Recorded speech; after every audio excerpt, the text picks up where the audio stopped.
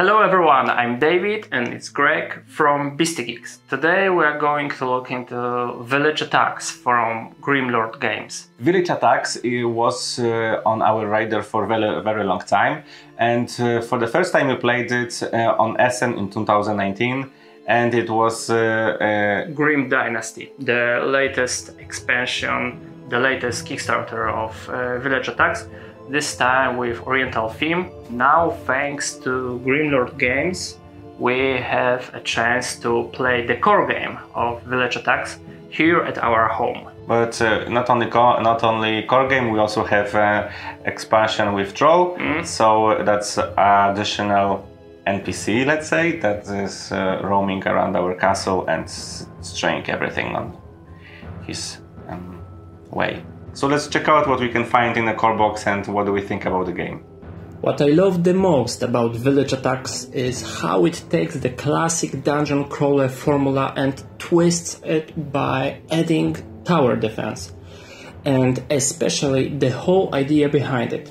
In Village Attacks you play cooperatively or solo as bad guys. Instead of embodying some mediocre heroes, you are playing as vampire, lich, banshee and other monstrosities known from legends and folklore.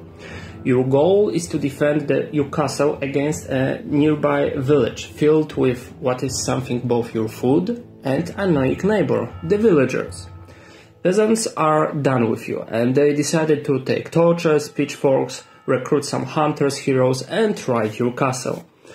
This tribute to old horror movies and stories with angry villagers revolting against evil is really well executed, and the fact you are on the opposite side of the conflict, embodying monsters known from myths, is both unique and epic. The whole idea is supported by good art and really good miniatures.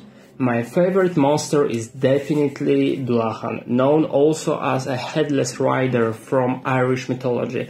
And I like him not only because of the awesome mini, but because Dullahan appears in board games and video games almost never.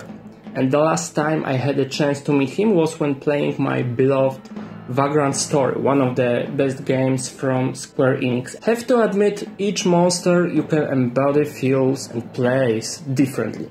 Vampire can move more spaces in one action and without penalty when leaving tile with enemies. Besides, he can also be a healer for the rest of the Twisted team and for himself. My favorite Dullahan is a tank with some area control tricks upon his sleeve, stunning enemies in the room he enters and forcing villagers to stay with him on the tile in the basin of blood. Lich is the core game's glass cannon. Succubus can charm and move enemies' miniatures, and Banshee, while quite situational, can be a better DPS than Lich. I'm a big fan of less is better, and I do not mind that each monster has just 3 types of skills that can be upgraded. It really works here. But what bothers me here is a development system.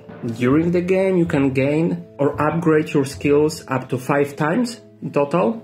But first of all, it's hard to not get all the skills and upgrades super fast. If it's so easy to get all skills and you don't have to choose between them, so every time your monster will be the same, what is the point of development in the first place? Normally, if I compare the game to the Zombicide, I'm not doing this to praise it. In Village Attacks, enemies spam like crazy and in many cases you kill dozens of them each round, and it depends on dice rolls.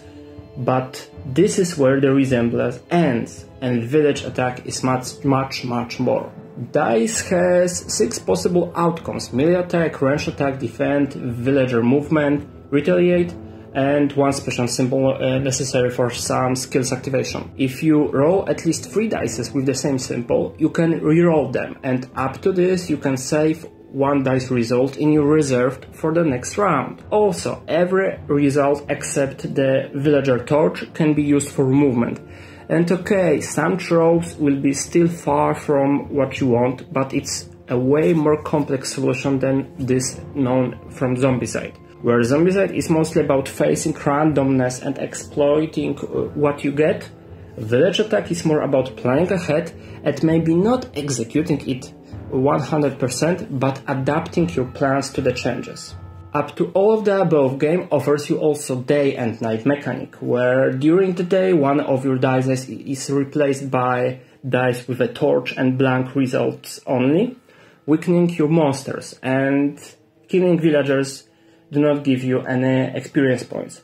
But when the moon rises, you get double experience points and stronger night dice. Besides simple peasants riding your castle with pitchfork and torches, and hunters specializing in killing specific type of monsters, we also get town heroes, represented by unique minis, cards and skills. They can quickly ride you home, killing you and the heart if you do not take them seriously. Other things making this game stand out from the crowd are traps and special properties of some tiles, depending on the scenario. You get a personal arsenal of nasty surprises you can prepare for visitors from the village, like fire traps, swinging blades, crushing walls and more. And of course, each trap works in a different way. Traps are another way to encouraging you to move across the board, not just staying in the heart and defending it. And do not forget about the heart of the castle itself. It's both your weakness and ally. You are losing the session when villagers destroy it, but you can also use the heart to heal your wounds. Up to this, and depending on the scenario, some tiles will give you buffs for you or for villagers. It's definitely enough stuff to keep you engaged and enough room for some different tactics and strategies. This is the thing we condemn a lot. Village Attacks core game provides a decent amount of scenarios to play, but 4 of them require an add-on you need to buy separately.